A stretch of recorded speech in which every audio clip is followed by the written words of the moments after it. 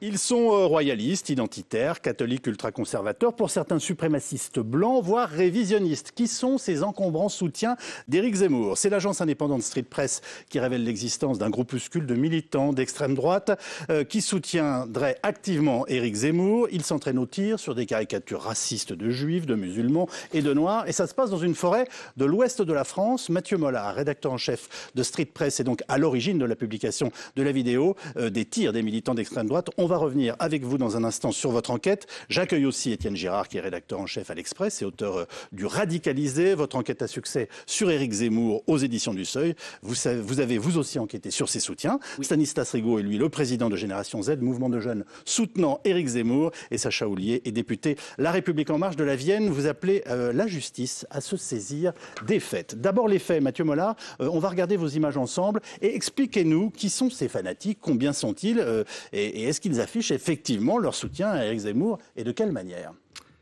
Alors ce sont des militants de l'ouest de la France qui font partie d'un groupuscule qui s'appelle la Famille Gallicane, qui est un groupuscule raciste, qui a des références néo-nazis, qui est biberonné à la théorie du grand remplacement.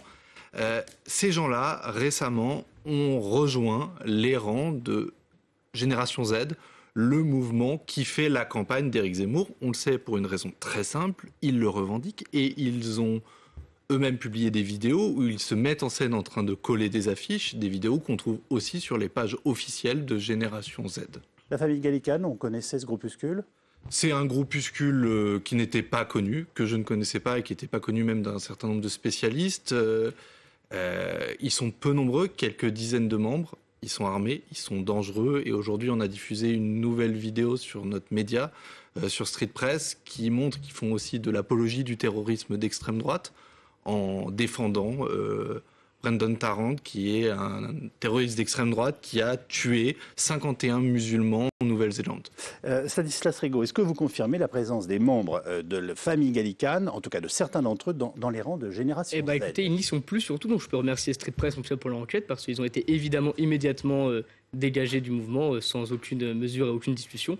Donc on peut remercier pour une fois Street Press, ils ne font plus partie du mouvement.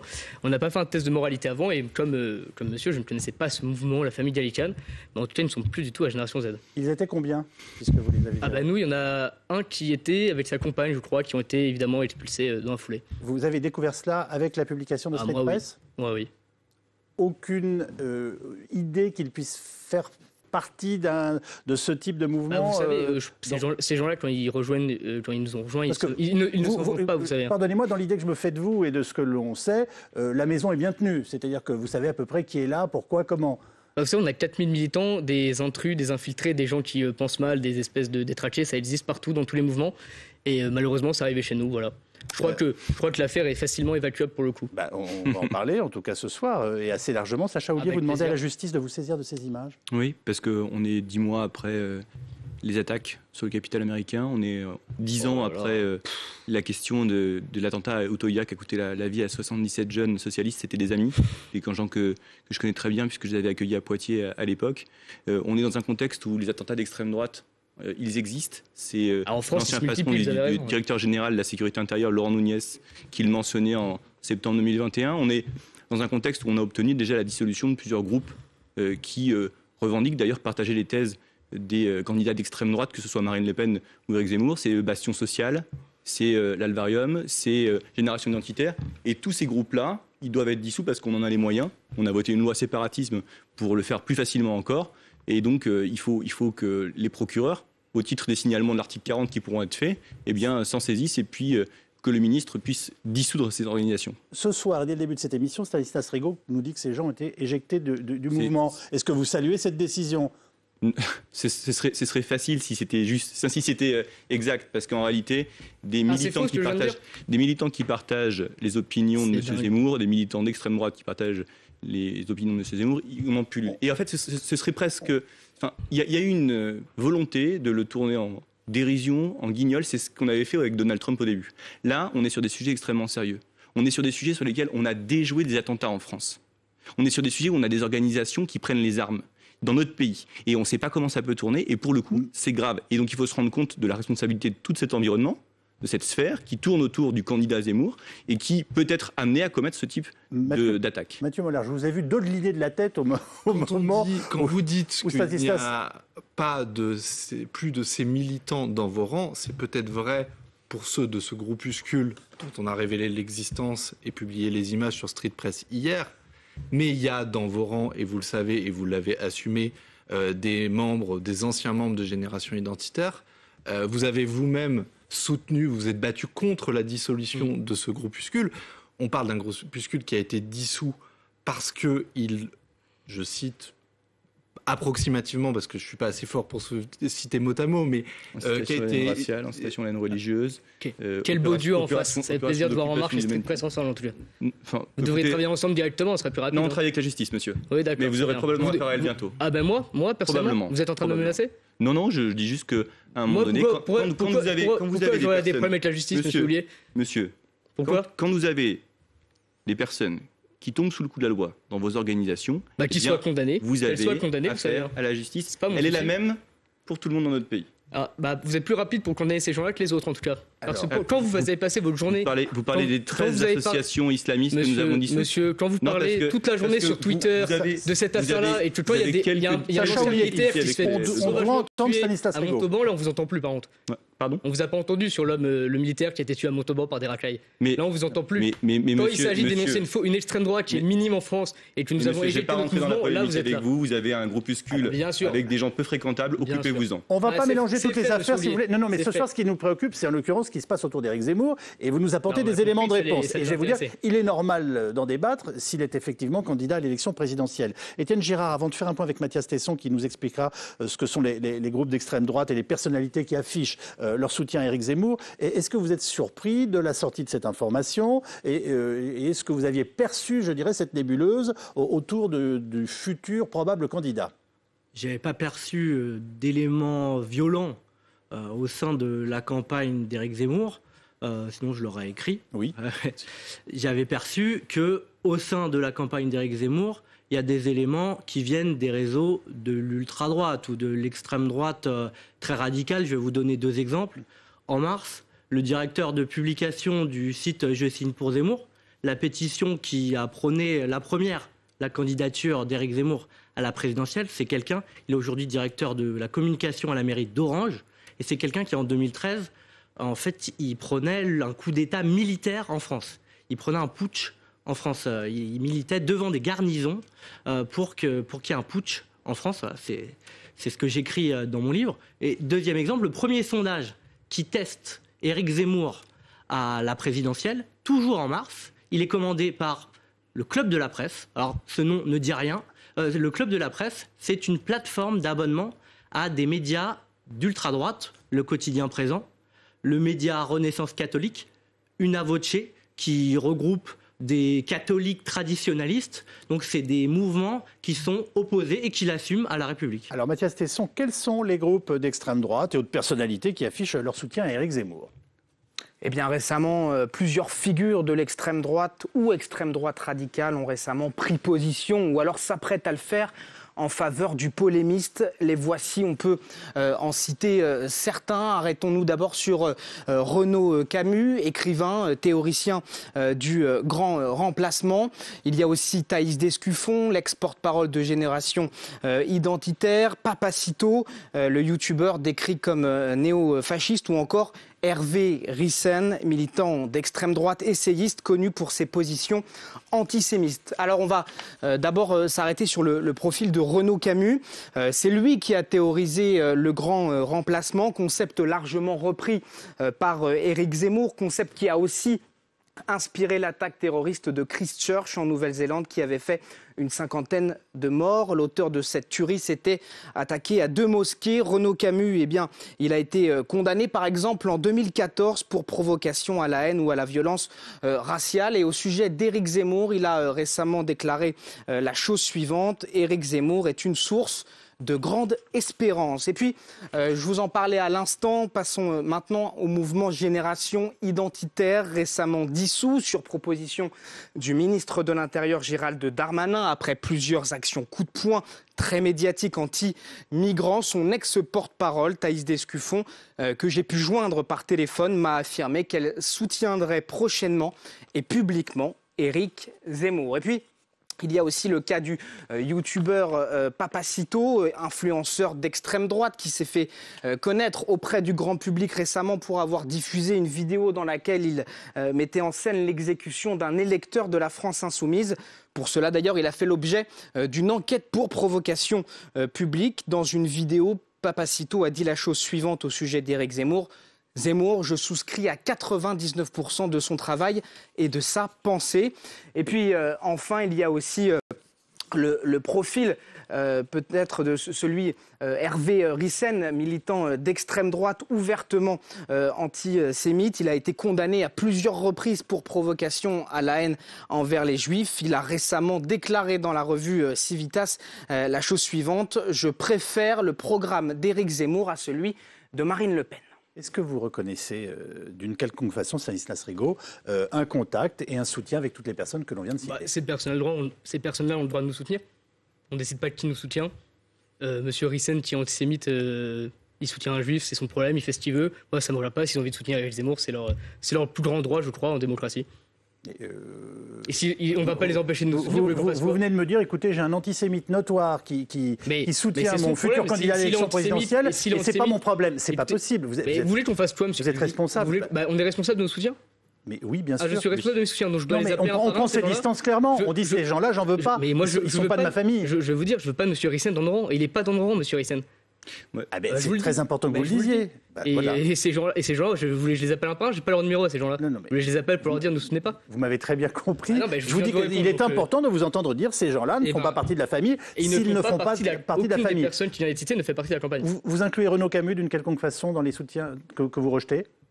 Mais Renaud Camus, il a apporté un soutien à Éric Zemmour idéologique, mais je crois qu'Éric Zemmour et Renaud Camus ont des proximités intellectuelles, oui. Oui, mais pardonnez-moi, notamment il ne vous a pas échappé qu'en politique, les idées sont très importantes. Je suis d'accord. C'est d'ailleurs pour ça qu'on s'intéresse à Éric Zemmour et qu'il a une écoute aujourd'hui dans le pays. Et on sait aussi que les idées, ça tue. Ça peut tuer. Mais oui. Et d'ailleurs, Renaud Camus a été innocenté par rapport à ça sur Christchurch. Bon, donc, il faut le rappeler, oui. Parce que c'était peut-être le sous-entendu que vous étiez en train de faire. Non, en l'occurrence, je ne citais pas Renaud Camus précisément, mais je vous ai remarqué que, et vous le savez très bien, je pense, que certaines idées tuent. Et ça, je suis d'accord. Et d'ailleurs, avant de laisser la parole à M. Houllier, à Toulouse, la semaine dernière, mais personne ne s'en est ému et personne n'en a parlé, surtout pas Street Press, des militants de Génération Z ont été menacés d'une lame et d'un couteau par des gens qui, à la fin, ont dit « Vive Macron ». Moi, ça ne me viendrait pas l'idée de dire à M. Houllier qu'il est responsable de ces gens-là.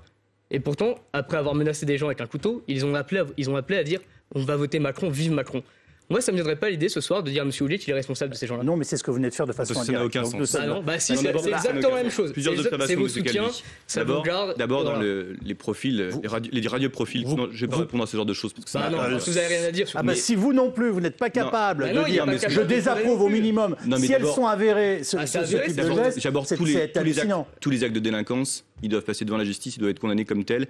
Et ils font l'objet de condamnations, donc il n'y a pas de souci. Dites-le, c'est très bien. À commencer par celle de ma part. Deuxième chose, sur la troupe qu'on a vue depuis tout à l'heure, on a quand même un sacré lot de repris de justice. En tout cas, de gens qui font l'objet de condamnations assez explicites sur leurs idées politiques. Ensuite, pour des gens qui se présentent comme le parti de l'ordre, puisque c'est ce qu'on veut bien retenir d'eux, on a quand même des partisans qui organisent le désordre, le chaos, avec des entraînements, des camps d'entraînement qui sont survivalistes, qui sont souverainistes d'extrême droite, bref, qui en tout cas contribuent à déstabiliser les institutions républicaines. Ce qui casse l'image d'un candidat qui serait là pour rétablir l'ordre dans notre pays. Puis dernier élément, M. Zemmour, il a dit en 2016 sur LCI un propos très clair, croyant parler de ses adversaires politiques, en disant « Nous sommes en train de refaire la guerre d'Algérie à l'envers ». La réalité, c'est qu'il y a une véritable volonté de vengeance intellectuelle de la part de tout le camp souverainiste, nationaliste, je ne veux pas l'appeler patriote parce qu'ils ne sont pas patriotes, de se dire finalement il y a une stigmatisation de tout ce qui pourrait contribuer à la réconciliation nationale, de tout ce qui pourrait faire que la nation française, elle est unie et elle accepte le fait qu'on puisse vivre tous ensemble avec nos différends. Ça, c'est un véritable projet de société qui s'entrechoque entre nous et entre tous les candidats d'extrême droite qui, quel que soit leur parti, leur image ou leur programme qui n'est pas si éloigné ou pas si différent, eh bien, est opposé au nôtre. Alors, Étienne Girard, il y a une question fondamentale, c'est est-ce que la campagne telle qu'elle est menée en ce moment par Éric Zemmour, sa présence et ses prises de parole, celles qui choquent bien entendu, contribuent à libérer une parole raciste, dangereuse et d'extrême droite dans notre pays? C'est toute la question. En tout cas, il y a un certain nombre, en lisant Street Press, j'apprends cela, il y a un certain nombre de personnalités qui reconnaissent leur position dans la candidature d'Éric Zemmour. Et c'est pas nouveau. Depuis 2010, depuis qu'Éric Zemmour est dans des polémiques où on veut le faire taire, où on questionne sa présence dans les médias, à chaque fois, dans ses premiers soutiens, il y a eu des personnalités qui sont vraiment viscéralement opposées à la République. Il est soutenu, par exemple, par les médias du groupe de Guillaume de Thieulois, qui est une personnalité de la fachosphère qui tient les médias Le Salon Beige et Nouvelles de France, par exemple. Alors, ils se sont rencontrés plusieurs fois ces derniers mois. C'est quelqu'un qui se définit comme un contre-révolutionnaire. C'est intéressant de voir que la candidature des possibles, probables, prochaines d'Éric Zemmour, elle parle à ces gens-là. Oui, c'est sans doute qu'il a des positions qui sont plus radicales que celle de Marine Le Pen, par exemple. Mathieu Mollard, est-ce qu'on peut dire aujourd'hui que, d'une certaine façon, il réunit autour de lui une partie de la fachosphère, et même de façon plus importante que le faisait Jean-Marie Le Pen? L'Action française, par exemple, n'a jamais explicitement soutenu Jean-Marie Le Pen, en tout cas officiellement. Mais pour faire un tout petit peu d'histoire, on est dans une situation qui est très comparable à la création du Front National. Je vais paraphraser Nicolas Lebourg, qui est un éminent chercheur spécialiste de l'extrême droite, qu'il faut lire, qui est passionnant. Le Front National se crée sur une idée qui est le compromis national. On se réunit, tous les groupuscules néo-nazis, racistes, en tout genre, derrière un candidat qui à l'époque est le modéré de la bande, Jean-Marie Le Pen. Il se passe tout ce qui arrive, Marine Le Pen gère la boutique, puis émerge Éric Zemmour, et aujourd'hui, et j'en reviens au fait, je suis journaliste et je m'appuie sur des faits documentés. Vous êtes militant aussi, je pense, monsieur Mollard. Je suis journaliste. Et surtout militant, il faut le rappeler. Pardonnez-moi, est-ce que je peux parler un peu? En tout cas, c'est aux journalistes qu'on s'adresse pour l'instant. Vous devriez dans l'enquête qu'il a menée. Très bien, si vous le voulez bien. Oui, il faut le dire aussi. Si vous avez des éléments de CV que vous souhaitez. Vous n'hésitez pas à me qualifier d'extrême droite, qualifier les gens d'extrême gauche quand ils le sont. C'est important de le faire. Je pense qu'on veut désarmer la police et qu'on s'indigne que des scandales qui concernent le plan national. Il faut aussi dire les choses, monsieur Calvi. Très bien, vous venez de l'exprimer. Et si vous le voulez bien, Mathieu Mollard répond à ma question. Merci. Derrière Éric Zemmour aujourd'hui, il y a une enquête de Mediapart fort documentée qui l'a bien montré. On a l'immense majorité des groupuscules radicaux, violents. On a parlé de génération identitaire et c'est un groupuscule important parce qu'il regroupait beaucoup de membres. Vous les avez soutenus activement quand votre journaliste a évoqué Thaïs Descuffon, qui était porte-parole des générations identitaires, que vous avez soutenu. Vous n'avez pas repris son nom en disant « je romps les ponts avec cette femme ». Thaïs Descuffon, c'est pas son vrai nom. Et pourquoi elle s'appelle Thaïs Descuffon? Parce que c'est un anagramme de nuit des fachos. C'est ridicule. Tout ça est ridicule. Très bien. Bien sûr. Des militants de génération identitaire à Lyon, c'est une enquête qu'on a publiée sur Street Press il y a une dizaine de jours. Des anciens militants, c'est génial. Des anciens militants. Niveau zéro, quoi. Des anciens militants de génération identitaire multi-condamnés agressent des gens à Lyon au couteau. C'est des éléments factuels, documentés, et vous refusez de dire que ces gens-là n'ont rien à faire chez nous puisqu'ils sont dans vos rangs. S'ils ont été condamnés par la justice, moi je les condamne sans aucun souci. Toute personne qui agresse qui que ce soit est évidemment condamnée par ma personne. Comment? Mais il milite dans vos rangs. À lesquels? Il milite dans vos rangs, mais dans le camp de M. Zemmour, ça vient de vous être démontré. Lesquels, monsieur Houllier? Ça vient de vous être démontré. Ah oui, non, vous avez démontré quoi du tout? Qu'est-ce que vous avez démontré, monsieur vous-même? Vous n'avez rien démontré à part un anagramme pourri. Vous avez une similitude assez forte avec ce que faisait Donald Trump. C'est d'abord la figure du bouffon au départ, qui ensuite rassemble tous les camps souverainistes survivalistes, avec tous les idérances que ça amène, et qui par ailleurs se sert de tous ces groupuscules pour prospérer. Et donc, la réalité, c'est qu'en France, on ne vous laissera pas faire. On est terrifiés. Moi, la seule chose que laisse faire la Macronie, M. Houllier, qui est député, etc., c'est les 800 agressions par jour. C'est 44 agressions toutes les 40 secondes. Et ça, c'est la révision des faits. Non, c'est pas la révision des faits divers, l'utilisation, l'écriture d'une fausse histoire. Jamais. À Nantes, on ne vous a pas entendu quand Éric Zemmour était ciblé par les Antifa. On ne vous a pas entendu, M. Houllier. Qui vous Moi, a par contre, protégé quand des députés en marche ont été Qui a menacés d'être protégé décapités, moi, ça m'a Qui a scandalisé et j'ai protégé réagi. la réunion et la Vous n'avez rien manifestation? fait. C'est la police C'est sûrement pas la républicaine, Macronie. monsieur. C'est sûrement pas C'est la la Macronie. police républicaine. Sûrement pas la Macronie. Voilà. Donc c'est la République. C'est sûrement pas la qui vous a Macronie. Jusqu'à C'est preuve la du contraire, République. Emmanuel Macron est le président de la République. La République, pas la Voilà. Macronie, merci. Voilà. Non, mais La pardonnez-moi. préfecture de police. Je ne savais pas qu'Emmanuel Macron s'était préoccupé personnellement de ce qui s'était Je ne passé à vous le dis Nantes, pas, hein. mais vous, De l'ordre public, si. vous avez Emmanuel été Macron, protégé sur le et c'est coup, tout à merci. fait normal Merci. si on vous agresse Merci. d'une quelconque façon par la police républicaine. Étienne Girard, il y a une percée bien réelle d'Éric Zemmour dans les sondages. C'est très clair. Sinon, nous ne serions pas en train de débattre de toutes ces questions et il n'y aurait pas une inquiétude, légitime ou pas, dans le pays. On a l'impression que ça se tasse et que ça se calme un peu en ce moment. Est-ce que c'est la réalité, je dirais, en tout cas les sondages qui lui sont favorables? Ou est-ce Disons que depuis quelques semaines, il a cessé d'augmenter de façon frénétique dans les sondages. Le cadre est, disons, stabilisé. Dans le sondage Harris, il demeure devant Marine Le Pen et dans tous les autres sondages, il demeure sur les 2 derniers sondages derrière Marine Le Pen. Donc en 2 ou plus sûrement en 3e position, il demeure à un niveau quand même très haut pour un candidat de la alternatif de la droite radicale, de l'extrême droite. C'est quand même du jamais vu. Mais vous pensez qu'il atteint une forme de plafond de verre ou on n'en sait rien et on ne peut pas répondre à cette question? C'est impossible de répondre à cette question. Il y a un effet de vase communicant quand même qu'on a vu ces dernières semaines avec Marine Le Pen, qui semble s'essouffler. Aujourd'hui, ça semble se stabiliser. Mais si Marine Le Pen continue à chuter dans les sondages, ou si cette stabilisation s'arrête et repart dans la dynamique qui était celle du mois de septembre, il est tout à fait possible, puisqu'il faut compter un bloc. Il faut compter un bloc Oui. Zemmour-Le Pen, qui fait à peu près 30%. Dans ces 30%-là, le rapport de force, il peut changer. Et donc, demain, il est possible... Il y a aussi Nicolas Dupont-Aignan, Oui. François Asselineau. Et d'ailleurs, ça c'est très important. Nicolas Dupont-Aignan, est-ce qu'il sera sur la ligne de départ en avril prochain? C'est pas si facile pour un Nicolas Dupont-Aignan d'avoir ces signatures et ces 2-3%, s'ils incombent, s'ils échouent à Éric Zemmour, et ben ça fait 2-3% en plus qui peuvent faire la différence au final. Donc la montée de Zemmour n'est pas forcément finie. Merci en tout cas les uns et les autres d'avoir participé à cette première partie d'émission.